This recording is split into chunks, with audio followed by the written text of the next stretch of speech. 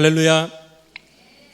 우리 좌우 앞에 계신 분들 인사 나누겠습니다. 할렐루야. 축복합니다. 우리 축복의 인사 함께 나누겠습니다. 축복합니다. 축복합니다. 날씨가 많이 무덥습니다. 그렇죠? 뉴스에 26일째 근 한 달간 열대야가 지속이 되고 있습니다. 한국 역사상 이런 일들이 있었는지 모르겠어요. 아침에 일어나서 거울 보실 때마다 깜짝깜짝 놀라시죠? 뭐 이런 사람이 깜짝이야. 거울 볼 때마다 막 이렇게 돼가지고 부어가지고 라면을 먹고 잔 것도 아닌데 왜 얼굴이 아침마다 붓는지 거울을 볼 때마다 깜짝깜짝 놀라시는 분들 계실 거예요. 아침에 그래서 열심히 두들기고 오셨죠? 네. 많이 때리고 막 붓기 빼느라고 막 때리고 오셨을 것 같아요. 저는 뭐 때리나 안 때리나 똑같아가지고 뭐 때릴 필요가 없습니다. 지난 주간은 좀 바빴습니다. 2박 3일간 월요일부터 교단 산상성회가 안양 성결대학교에서 있어서 많은 성도들이 함께 참석해서 은혜 받는 시간이 있었고요. 월요일에는 또 연합 찬양대로 함께 했고 또 수요일에는 안내위원으로 섬겨주셨습니다. 무더운 여름 날씨 가운데 함께 해주신 성도님들께 감사를 드리고 또 시간 큰 은혜가 있는 귀한 시간이었기에 우리들의 심령이 다시 이렇게 살아나는 그런 시간이 되어진 줄로 믿습니다. 그리고 또 어제는 또 교회 행사가 있어서 또 함께 해주시고 기도해 주셔서 감사를 드립니다.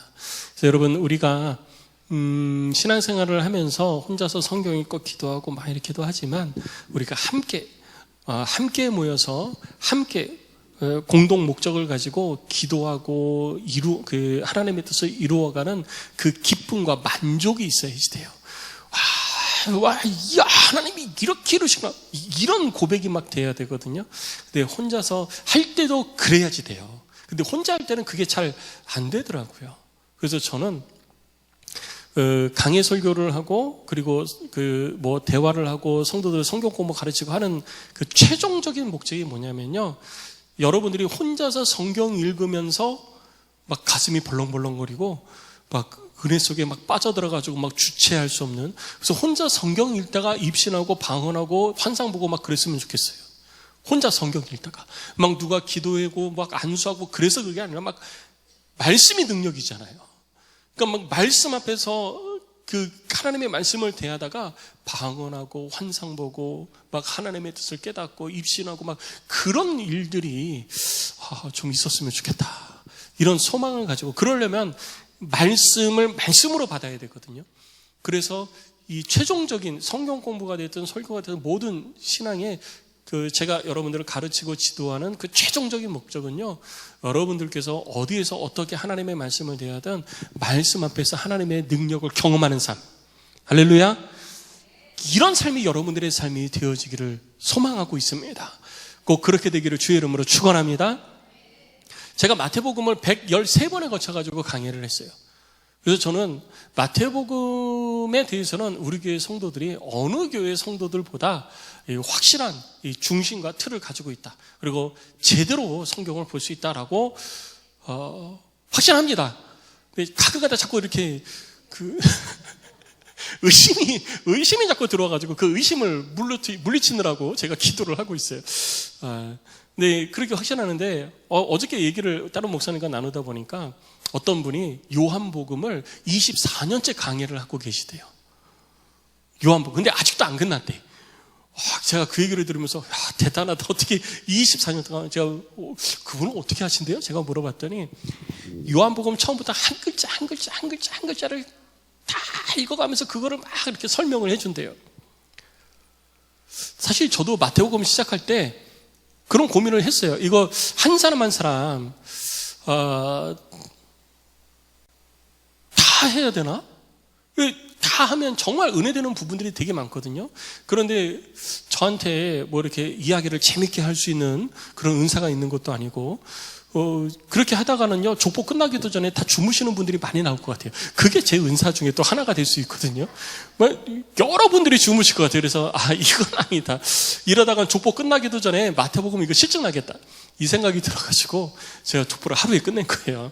근데 마태복음 1장의 족보가 정말 은혜가 넘치는 장이거든요. 그래서 여러분들이 항상 말씀을 가까이 하고 그 속에서 말씀하시는 하나님의 음성을 듣고 깨닫고 여러분들의 삶의 변화의 열매가 맺혀가서 행복한 그리스도인, 할렐루야, 행복한 그리스도인의 삶을 살아가는 우리 안동의 모든 성도가 되시기를 주의 이름으로 축복합니다.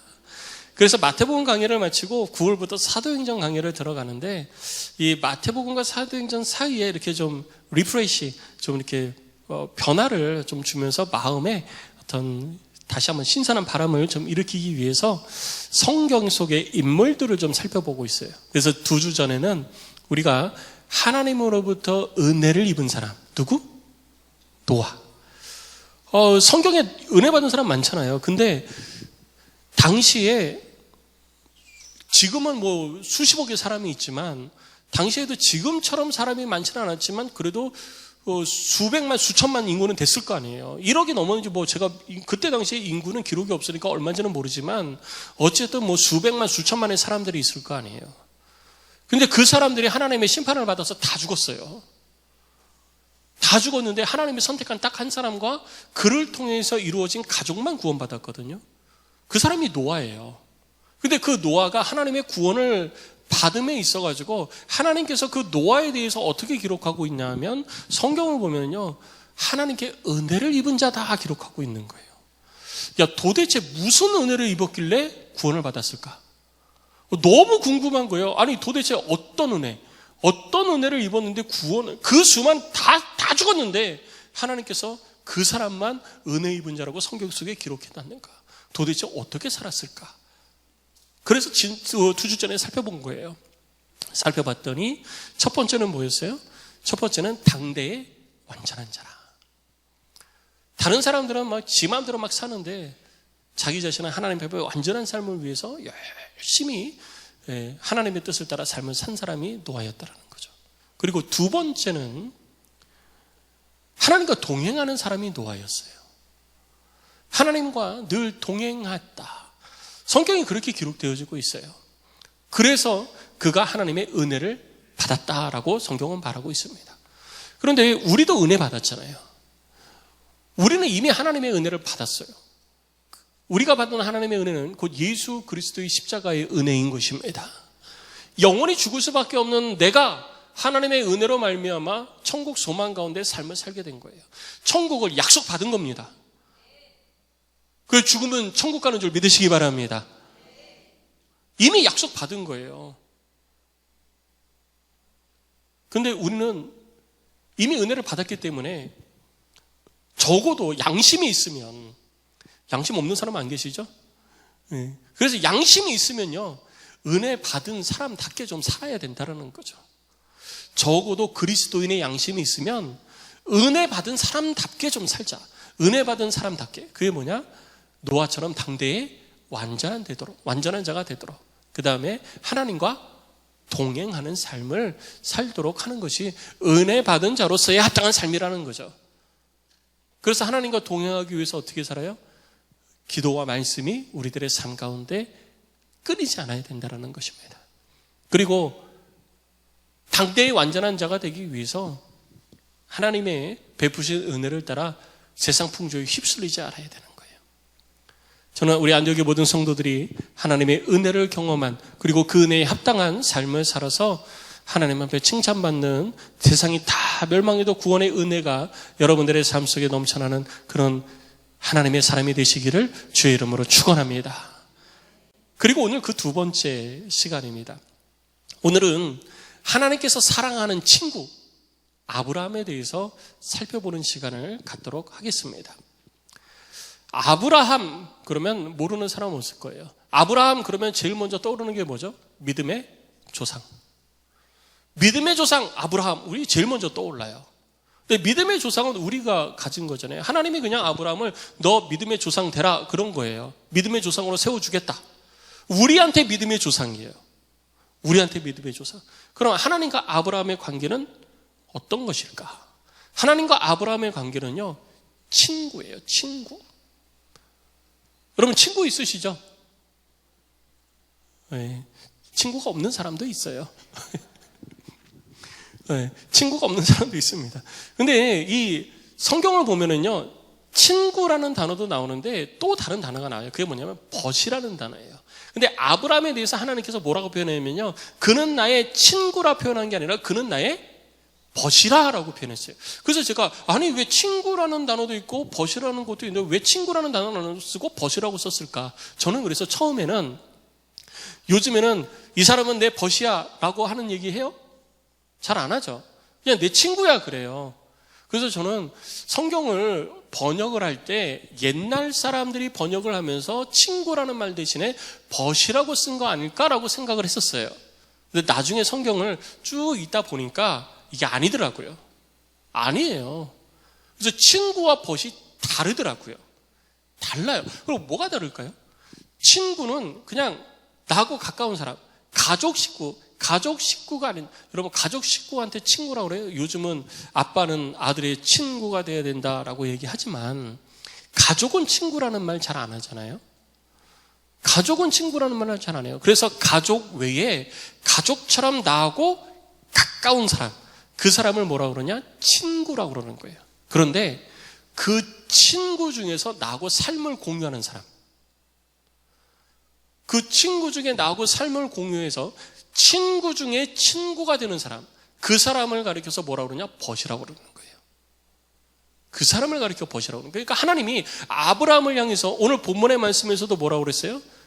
그는 나의 벗이라, 하나님의 벗이라 칭함을 받았다라는 거예요. 야, 하나님으로부터 너는 나의 벗이라라고 칭함을 받는 사람, 그 사람은 어떤 사람이지?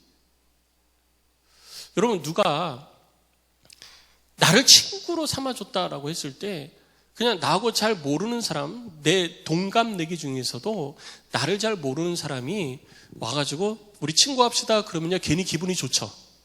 누가 와가지고 우리 친구합시다 그러는데 기분이 굉장히 나쁘고 마음에 막 식은땀이 흐르고 등줄기에서 땀이 흐르면서 구역질이 나는 그런 경험 해보신 적 있으신가요? 거의 없어요. 물론 이제 요즘은 거친 사람들이 많아가지고 그럴 수도 있는데 보통 갑자기 반장이 와가지고 우리 친구해, 우리 같이 친구하자 이러면요 괜히 기분 좋아요. 내가 뭐라고 얘가 나를 친구로 삼나, 괜히 기분 좋거든요. 그러니까 나하고 어울릴 수 없는 사람이라고 생각했는데 그 사람이 와서 나를 친구라고 부른다고 한다면 나는 막 괜히 기분이 좋은 거예요. 여러분 한번 생각해 보세요. 요즘 여기는 다 나이가 있어가지고 이 누구로 해야 돼요? 임영웅이? 임영웅 좋아하세요? 안 좋아하세요? 저렇게 좋아하시는 분도 계셔요. 주여, 하나님 말씀 나올 때 박수치고 좋아해야 되는데 임영웅이 나오니까 박수치고. 생각해 보세요. 임영웅이 와가지고 우리 친구예요, 어머니 우리 친구예요 그러면요 아마 거품 물고 쓰러지고 뒤로 넘어갈 거예요. 임영웅이 뭔데? 임영웅이가 나한테 와가지고 내가 뭐라고 친구하지? 와, 그러면요 진짜 입에 거품 물고 쓰러질 거예요. 요즘 애들한테 BTS 진이 와가지고 우리 친구하자 그러면요 거품 물고 애들 다 쓰러져요. 근데 하나님이 우리를 친구라고 부르는데 우리는 거품 물고 안 쓰러져. 하나님이 우리를 친구라고 부르면 우리는 거품 물고 쓰러져야 돼요. 왜? 하나님은 천지의 창조주 되시잖아요. 하나님과 비교할 자가 누가 있죠? 아무도 없어요. 그런데 아까 그랬잖아요. 너는 나의 친구라, 너는 나의 벗이라 할 때 친구 중에 친구, 나하고 삶을 공유하는 거예요. 근데 하나님이 누구신 나하고 삶을 공유해요. 나 같은 죄인하고 나 같은 연약한 자하고 내가 뭔데? 하나님은 시공간을 초월하시는 분이고 우리는 시공간에 갇혀 사는 사람이에요. 그런데 그 하나님이 오셔가지고 창조주 되시는 하나님께서 피조물인 나로에게 찾아오셔서 너는 나의 벗이라 그러면요 우린 거품 물고 막 쓰러져야 돼요. 하나님이 나를 벗이래 뭐 그러면서 쓰러져야 되는데 우리는 담담하게 받아들이는 거예요. 그게 문제예요. 그게 문제예요. 저는 이 성경을, 이 본문을 읽으면서요, 와, 도대체 아브라함은 유일하게 성경 전체를 통틀어서 하나님께서 너는 나의 벗이라 한 사람이 유일하게 아브라함 하나예요. 아무도 없어요. 도대체 어떻게 했길래? 노아처럼 유일한 사람이에요. 도대체 어떻게 했길래? 궁금하지 않으세요? 저는 되게 궁금했어요. 그래서 아브라함이 도대체 어떻게 했을까? 야고보 사도의 이 말씀을 보면은요, 오늘 이 야고보서 2장 23, 24절을 보면 아브라함에 대해서 이렇게 얘기를 하더라고요. 뭐라고 얘기하냐면 아브라함이 하나님을 믿으니 이것을 의로 여기셨대요. 근데 그 의는 그 의로 말미암아 벗이라 칭함을 받았는데 그 의는 사람이 행함으로 의롭다 하심을 받고 믿음으로만은 아니니라. 그러니까 생각으로만 하나님, 저 하나님 믿어요, 이걸로 끝났다고 하나님이 나의 벗이라 라고 얘기한 게 아니라는 거예요. 우리 전부 다 벗이 돼야 되잖아요. 그런데 나한테는 벗이라고 안 했고 심지어 다윗에게도 너는 나의 벗이라 라고 표현을 안 하셨어요.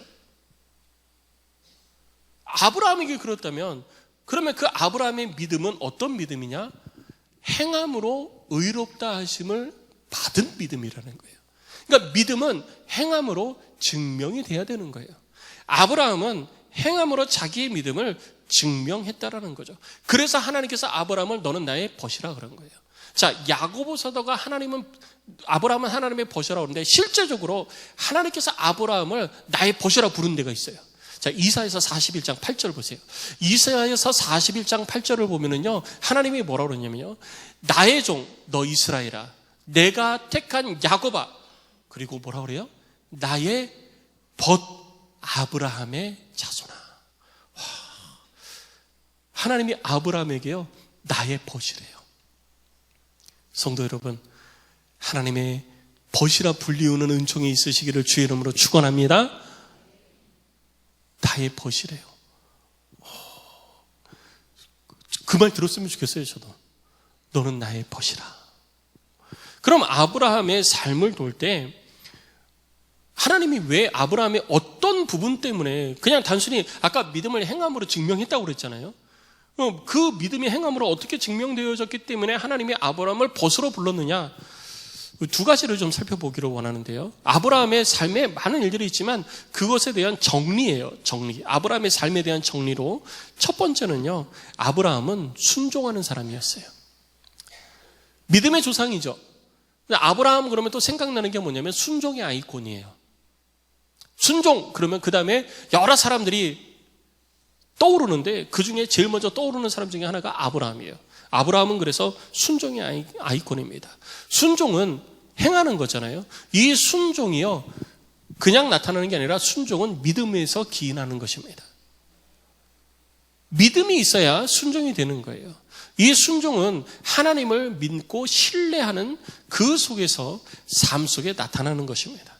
하나님을 향한 신뢰예요. 그건 뭐냐면 하나님께서 과거에 말씀하시고 행하셨고 그리고 그 행하신 일들이 지금까지 되어진 것 때문에도 하나님을 믿지만 그 행하신 일들이 우리들 가운데 말씀하셨으면 앞으로도, 아직은 드러나지 않았지만 앞으로도 반드시 이루어질 줄로 내가 뭐 하는 거예요? 믿는 거예요. 앞으로 이루어질 줄 믿으니까 내가 지금 살아가는 거예요. 말씀대로 살아가는 거예요. 이게 믿음이고 이게 신뢰예요. 여러분 보세요. 그럼 우리는 그게 없냐? 여러분 한번 생각해 보세요. 하나님의 말씀을 믿으십니까? 믿으세요? 그래서 우리 주님 다시 오신다 하셨으니 주님이 재림하실 줄 믿으십니까? 주님이 재림하실 때 우리가 이 땅에서 행한 대로 갚아주실 줄 믿으십니까? 근데 왜 그렇게 사세요? 근데 왜 받을 상급을 위해서 살지 않고 이 땅의 즐거움과 이 땅의 원함을 위해서 피땀 흘려 노력하고 계시냐고요. 우리가 이 땅에서 행한 대로 갚아주신다고 여러분 믿으시잖아요. 근데 그렇게 믿는다면 우리는 나중에 이 땅에서 행한 대로 갚아주실 그 하나님의 상급을 바라보면서 지금 뭐 하고 살아야 되느냐? 받을 상을 위해서 삶을 살아가야 되는 거예요. 그런데 우리는 받을 상을 위한 삶이 아니라 지금 내 삶의 만족을 위해서 살아가는 게 더 많잖아요. 다 그런 건 아니지만 그런 경우가 훨씬 많아요. 그것은 하나님을 향한 믿음이 있을지는 모르지만 신뢰하지 못하는 거예요. 하나님의 말씀이 우리 가운데 선포되어졌지만 그 말씀에 대한 온전한 신뢰가 없는 거예요. 그러니까 우리들의 삶의 행동으로 나타나지 않는 거예요. 믿는다고는 하지만 신뢰가 안 되는 거예요. 하나님이 하나님 되심을 믿는다고는 하는데 진짜 그렇게 그래 하나님이 나중에 오시면 우리가 행한 대로 갚아주실 거야. 근데 그게 신뢰가 안 돼요. 그러니까 지금 내가 내 마음대로 사는 거예요. 내가 이렇게 살아도 하나님이 나를 벌 주실까? 까라고 하면은 거기서부터 이제 문제가 발생하는 거거든요. 벌 주신 다 해야지. 다로 끝나야지. 까 그러면요 그 사람은 신앙에 문제가 있는 겁니다. 내가 이렇게 살아도 하나님이 벌 주신다 그러면요 이렇게 안 살아요. 내가 이렇게 살아도 하나님이 벌 주실까? 그러니까 이렇게 사는 거예요. 내가 행한 대로 하나님이 갚아주실까? 그러니까 이렇게 사는 거예요. 진짜 그럴까? 그러니까 내 마음대로 사는 거거든요. 근데 아브라함은요 철저하게 하나님을 신뢰했던 거예요. 그의 신뢰, 하나님을 향한 신뢰의 말을 보면은요, 그는요 순종의 아이콘이었어요. 그래서 하나님이 그냥 가라 하면 그냥 가는 거예요. 창세기 우리가 잘 알고 있는 12장 1절 말씀을 보면 하나님께서 아브라함에게 말씀하십니다. 너는 너의 고향과 친척과 아버지의 집을 떠나 내가 내게 보여줄 땅으로 가라. 하나님께서 아브라함아 너 잘 지냈냐? 내가 너의 하나님이다. 네가 믿고 섬기는 자다. 라고 하면서 막 드러내신 게 아니고요. 어느 날 갑자기 뜬금없이 하나님께서 아브라함에게 딱 나타나셔가지고 너 가라 라고 말씀하신 거예요. 성경 보면 그래요. 어느 날 갑자기 뜬금없이 똥 나타나가지고 하나님이 너는 네 친척 고향 아버지의 집을 떠나 내가 네게 지시할 땅으로 가라. 근데요 놀라운 것은요 아브라함이 짐 싸가지고 가는 거예요. 이게 믿음인 것입니다. 하나님을 신뢰하는 모습이에요. 왜? 하나님이 가라 했으니까 가면 그 다음에 책임은 누가 진다? 하나님이 지신다. 이게 믿음이에요. 그런데 우리는 그렇게 하면서 책임도 누가 지려고 그래요? 내가 지려고 그러는 거예요. 그러니까 내가 계산기 두들겨진 거죠. 내가 가서 어떤 일들이 발생할까? 내가 손해보는 것은 무엇이고 내게 이득이 되는 것은 무엇인가? 이걸 계산하고 있는 거예요. 하나님이 가라 했을 때 순종하는 것 이후에는 하나님이 책임지시는 줄 믿으시기 바랍니다. 근데 하나님의 책임진다는 걸 못 믿으니까 내가 계산기 두들겨서 내가 결과를 얻으려고 그러고 내가 만들어내려고 그러니까 못 가는 거예요. 근데 아브라함은 간 거예요. 뿐만 아닙니다. 아브라함은요, 창세기 12장에 계속 그 이하에 보면 22장 2절에 보면 이렇게 아브라함에게 말씀하시죠. 내 아들 내 사랑하는 독자 이삭을 데리고 모리아 땅으로 가서 내가 내게 일러준 한 산 거기서 그를 번제로 드려라. 그랬더니요 3절 말씀을 보면요 아브라함이 다음날 아침에 일어나서 짐 싸가지고 자기 자식 데리고 제물로 드리려고 모리아 산으로 떠나버려요. 앞뒤 생각 안 해요. 하나님이 말씀하신 거니까 앞뒤 생각 안 하고 계산기 안 두들기고 그냥 가는 거예요. 이게 아브라함의 모습인 것입니다. 그럼 아브라함이 그렇게 해가지고 정말 모든 것이 그렇게 됐냐? 아니에요. 창세기 12장 7절을 보면 하나님께서 아브라함을 가나안 땅으로 인도하십니다. 그리고 그에게 주신 말씀이 뭐냐면 내가 이 땅을 너와 네 자손에게 주리라 라고 말씀하셨거든요. 이 땅을 주신대요. 그러면 그 땅에서 살아야 되잖아요. 그리고 그 이하에 보면 하나님께서 이렇게 말씀을 하신 다음에 아브라함이 제단을 쌓고 하나님께 예배합니다. 그리고 예배하고 그 땅에 살면서 점점 아브라함의 세력이 남방으로 옮겨가기 시작해요. 지경이 점점 더 넓어지는 거예요. 그러면 만족하고 살아야 되잖아요. 근데 거기서 문제가 발생해요. 뭐냐면 그 땅에 기근이 들어요. 가뭄이 온 거예요. 가뭄이 보통 가뭄이 아니에요. 기근이에요. 그래서 살 수가 없어요. 그러다 보니까 짐 싸가지고 어디로 가요? 애굽으로 가는 거예요. 하나님의 약속한 땅을 떠나가지고 자기가 원하는 곳을 찾아가기 시작을 하니까 그때서부터 문제가 발생해요. 무슨 문제요? 자기 아내. 요즘은 아내를 마누라라고 부르면 큰일 나요. 그렇게 부르시면 안 됩니다. 자기의 아내를 누이라고 부르기 시작한 거예요. 거짓말하기 시작하죠. 그러면서 가슴이 두근두근거리고 거짓말하니까 이렇게 죽을까 저렇게 죽을까 고민하게 되어지고 하나님이 명령하신 곳을 떠나기 시작하면서부터 문제가 발생하기 시작한 거예요. 그런데 그렇게 문제가 발생했을 때 하나님이 지켜주시잖아요. 순종하면요 하나님이 지켜주시기 시작하는 거예요. 다 순종하지 못해요. 때로는 상황과 환경이 내 마음대로 되지 않아서 내가 하나님께 하나님 저 여기 계속 살아야 돼요? 이렇게 기근인데 계속 살아야 돼요? 하나님 지켜주실 거예요? 이렇게 묻지 않고 그냥 짐 싸두고 애굽으로 가버리잖아요. 하나님의 말씀을 믿는다 하지만 때로는 믿고 순종하는 걸음 가운데에서도 자기의 뜻을 따라갈 때도 있어요. 근데 하나님은 그렇게 할 때 그를 지켜주시는 거예요. 하나님의 말씀을 믿고 순종하는 자는요, 하나님이 지켜주세요. 근데 여기서 놀라운 사실이 있어요. 그게 뭐냐면요, 창세기 13장 4절을 보면 이렇게 기록하고 있어요. 그가 처음으로 제단을 쌓은 곳이라 그가 거기서 여호와 이름을 불렀더라. 애굽으로 내려갔다가 하나님께서 그를 구해주시잖아요. 자기 아내를 누이라고 그러면서 거짓말하고 자기 아내가 다른 사람에게 뺏기는 그런 상황 가운데 있으면서도 끝까지 그 사람 내 아내예요 이런 얘기도 안 해요. 이런 우리 남자 여러분, 그렇게 김성훈 집사님 그렇게 하실 거예요? 누가 이현정 집사님 세상에서 이현정 집사님이 제일 예쁘잖아요. 대답을 안 하시네. 집사님, 세상에서 누가 제일 예뻐요? 그렇죠. 이현정 집사님 제일 예쁘죠. 그거 빨리 대답해 주셔야 돼요. 근데 이미 늦었어, 지금 큰일 났어, 지금. 이현정 집사님 제일 예쁘잖아요. 근데 이현정 집사님을 누가 그 예쁜 사람 데려갈까봐 걱정이 되니까 너 이제 나한테 누이라고 해라, 오빠라고 해라, 이렇게 하곤 했는데 진짜로 누가 데려가는 거예요. 그런데 멀뚱멀뚱 쳐다만 보고 있을 거예요. 아니면 가가지고 아니 누이가 아니라 내 아내예요 이렇게 얘기할 거예요. 적어도 그 상황에서 그 사람 내 아내예요, 내가 잘못했어요, 내가 잠깐 실수한 거예요, 내 아내예요 이렇게 얘기하지 않겠어요? 근데 아브라함은 그거 쳐다보고 멀뚱멀뚱 가만히 있어요. 데려가라고. 진짜 어떻게 이럴 수 있지? 그 장면 생각하면 아브라함에게 아브라함 손을 들어주고 싶지가 않아요. 아브라함 믿음의 조상, 순종의 아이콘, 이렇게 손을 들고 싶지 않은 장면이기도 해요. 아브라함 그랬어요. 그랬는데 그 가운데서 하나님이 지켜주시잖아요. 하나님이 건져주시잖아요. 그리고 어디로 돌아오느냐? 처음에 하나님께서 그에게 주신 땅, 처음에 하나님께서 약속해 주신 땅, 그 땅으로 다시 돌아오는 거예요. 그곳에서 하나님의 약속을 따라 살아갈 수 있도록 하나님이 지켜주시는 거예요. 그러니까 우리가 하나님의 말씀에 순종하면은요, 하나님이 그 다음은 하나님이 책임지시는 거예요. 하나님께서 선한 길로 인도하시고요, 때로는 실수하고 넘어지고 자빠지고 괴롭고 주저앉기도 해요. 나 순종해야지, 하나님 믿으니까 나 순종해야지, 그리고 걸음을 옮겨가다가도요, 상황과 환경 때문에, 사람 때문에 넘어진다니까요.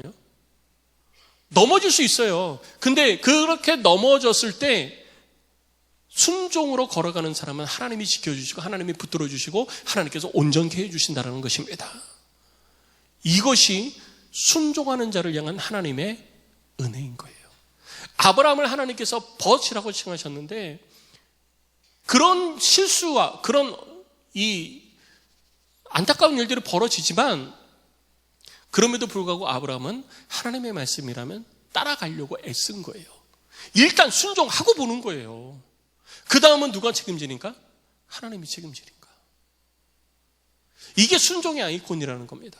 성도 여러분, 하나님의 벗이라 칭함을 받고 싶으십니까? 그럼 순종하세요.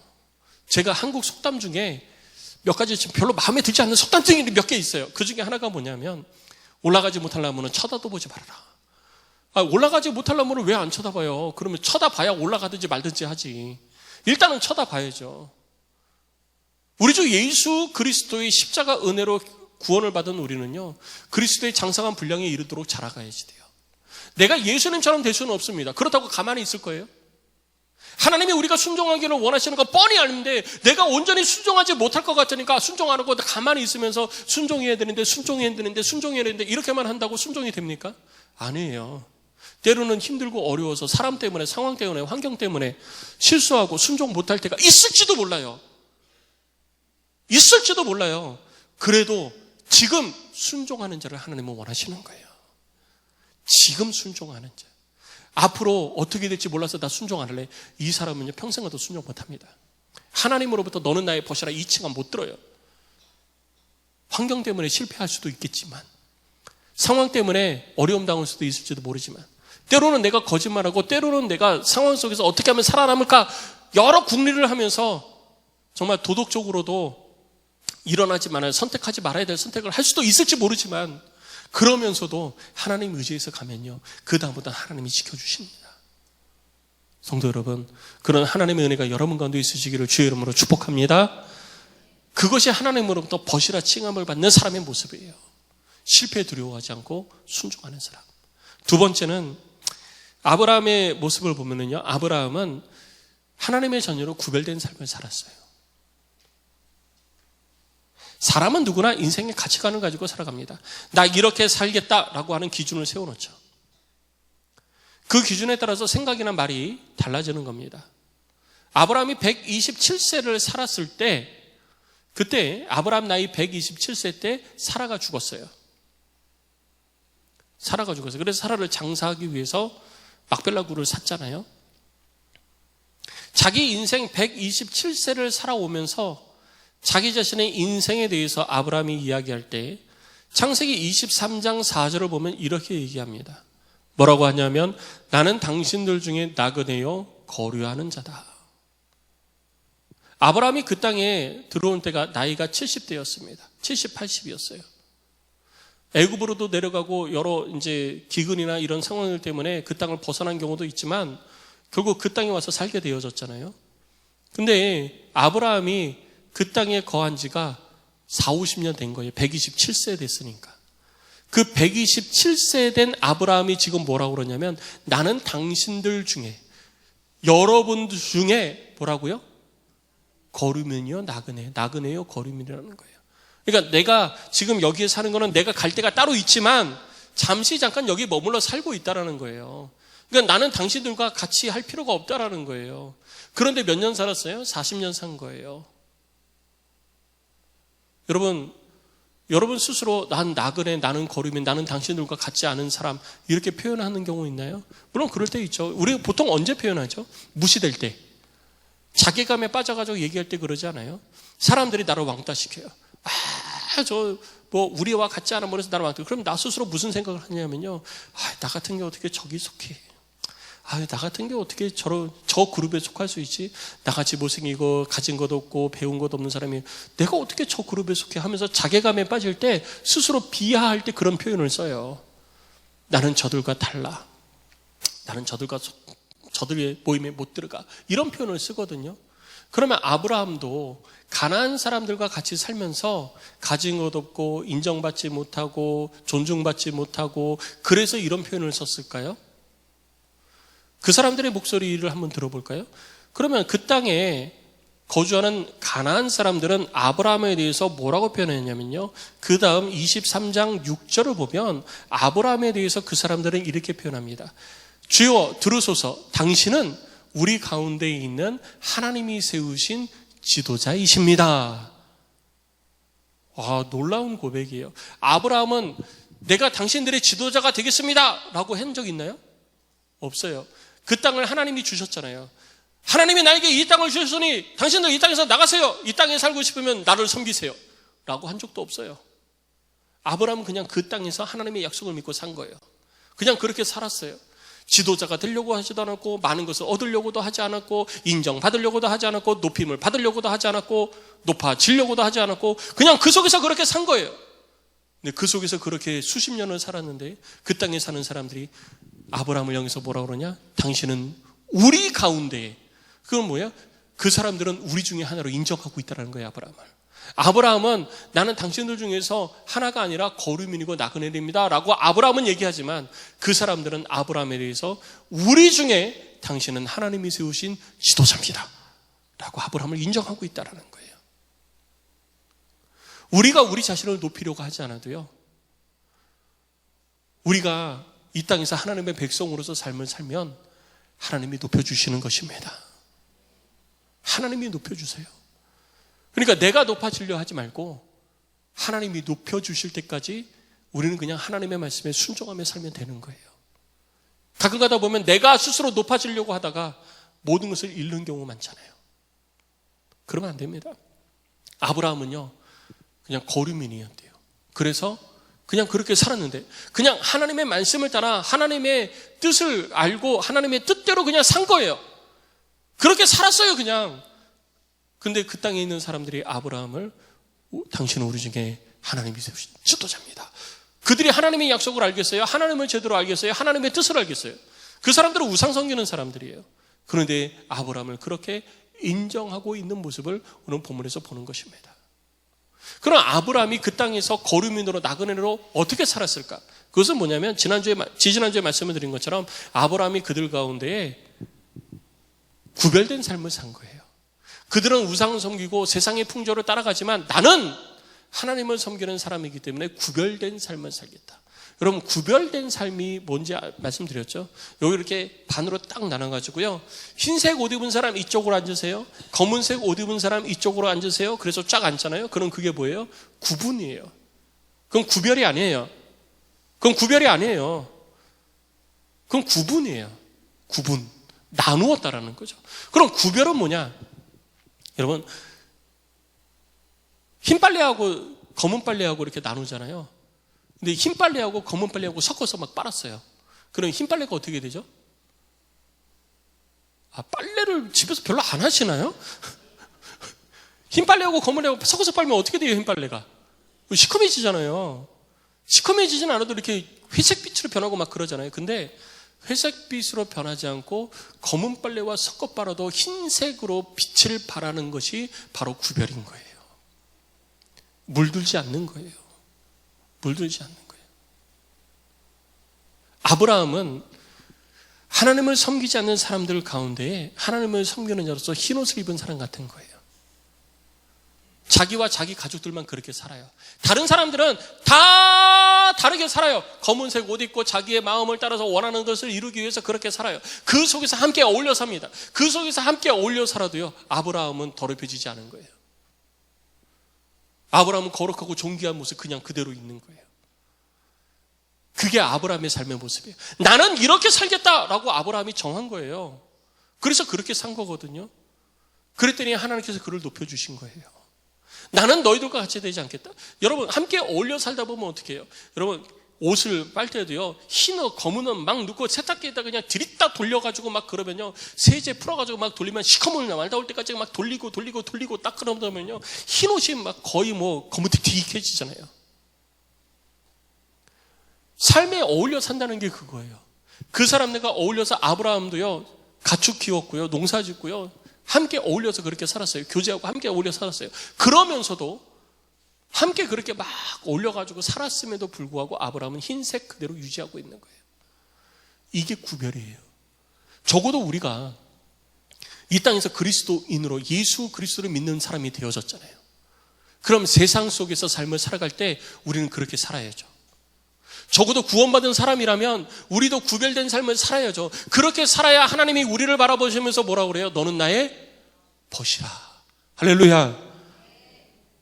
이런 칭함을 들을 수 있는 거예요. 내가 내 마음대로 삶을 살면서 다른 사람도 저렇게 사니까 나도 그렇게 살아야지. 저 사람 저렇게 행하니까 나도 저렇게 행해야지. 저 사람 저렇게 사는데 잘 되네. 그럼 나도 그렇게 해야지. 라고 하면서 지금 상황이 이러니까, 환경이 이러니까, 사람들이 그렇게 살아가니까 그렇게 세상 풍조를 따라가면서 삶을 살다가 나도 내 색깔, 그리스도인으로서의 그 흰색 색깔을, 거룩하고 온전한 색깔을 잊어버리고 상실하고 점점 희끄무리해가지고 회색으로 검은색으로 변해가는 그런 삶이 아니라 어떠한 상황 속에서도 나는 거룩한 하나님의 사람이다. 그 중심을 지키며 삶을 살아갈 때 하나님께서 그를 벗이라 인정해 준다는 것입니다. 아브라함은 일생을 그렇게 살았어요. 아브라함은 일생을 그렇게 살았어요. 그래서 아브라함이 죽고 한참 지나서 이사야 선지자 때에 와서 하나님이 그러는 거예요. 나의 벗 아브라함의 자손이요. 할렐루야. 여러분들이 죽고 나서 김성호 나의 벗이요. 김성호는 내 벗이었다. 후손들이 이 말 들으면 얼마나 가슴이 두근. 우리 아버지가, 우리 할아버지가, 우리 조상이 하나님의 벗이었대. 하나님이 그를 친구로 불러주셨대. 와, 정말 멋있다. 이런 느낌 들 거 아니에요? 그러니까 지금 내가 어떻게 사느냐가 되게 중요한 거예요. 그리고 지금 우리는 이미 주님의 친구 되었잖아요. 예수님이 우리를 친구로 불러주셨잖아요. 친구로 인정해. 나는 예수님의 친구 될 자격 없어요, 우리는. 그런데 우리는 예수님의 친구가 돼서 예수님을 친구 삼아 신앙생활을 하고 있잖아요. 그러면 적어도 예수님의 친구로서 친구 욕먹이는 일은 하지 말아야지. 어떻게 생각하세요? 나는 예수님의 친구라고 그러면서 내 친구들은 예수님 욕먹이는 일은 하지 말아야죠. 친구 똑같은 사람 되게 만들서는 안 돼요. 친구를 보면 누굴 알아요? 너를 안다고 그러잖아요. 우리 부모님이, 저희 아버지도 그랬어요. 네 친구를 보면 너를 아는 거야. 저희 아버지도 그랬거든요. 여러분, 우리 그런 말 많이 듣잖아요. 네 친구를 보면 너를 아는 거야. 그래서 내가 밖에서 어떻게 생활하고 있는지 친구를 보면 아는 거예요. 내가 이 땅에서 생활하는데 예수님이 어떤 분이야? 너를 보면 예수님을 아는 거야. 그러는데 설마 그런 분은 안 계시겠죠? 너를 보니까 예수님 믿고 싶은 생각이 싹 사라진다. 이런 얘기 듣는 분은 안 계시죠? 그런 얘기 들으면 안 돼요. 우리는 예수님의 영광을 가리우는 거예요. 예수님의 친구가 되어진 거예요. 이미 예수님의 친구가 되어졌어요. 그럼 예수님의 친구답게 살자고요. 이미 예수님의 친구가 되어졌고 예수님의 친구라 부르신 칭호를 받는다면 정말 예수님 친구답게 좀 살자고요. 하나님의 뜻을 따라 하나님의 일을 이루고 순종으로 세상 가운데서 구별된 자로서 망해도 좋다. 망해도 좋다. 하나님의 뜻대로 내가 살겠다. 그럼 하나님이 내 인생 책임지신다. 그런 마음을 가지고 살아야 되는 거예요. 그때 하나님이 우리를 지켜주시고 선한 길로 인도해 주시는 겁니다. 마치 아브라함이 실수해가지고 세상 따라갔을 때 하나님이 지켜주셔서 그로 하여금 많은 부를 얻게 하시고 다시 제자리로 와서 하나님을 섬기는 삶을 살아갈 수 있도록 해주신 것처럼, 나는 당신들 중에 아무것도 아닙니다. 그냥 나그네입니다. 난 당신들과 다릅니다라고 해서 그 땅에 사는 사람들이 아브라함을 존중하고 인정하고 지도자로 존중해 주는 것처럼 우리는 그냥 하나님 말씀 앞에 순종하면 되는 거예요. 그 다음은 누가 하신다? 하나님이 하시는 겁니다. 그게 우리의 나를 벗으로 인정해 주시는 나를 향하신 하나님의 은혜예요. 성도 여러분, 하나님의 벗으로 칭함을 받는 우리 안동의 모든 성도들이 되시기를 주의 이름으로 축복합니다. 그리고 이미 예수의 친구가 되셨으니 예수의 친구답게 삽시다. 나 때문에 예수님 욕먹게 하지 맙시다. 예수님의 친구답게 우리 살아서 우리 주님을 영광스럽게 해드리는 우리 모두가 되기를 주의 이름으로 축복합니다.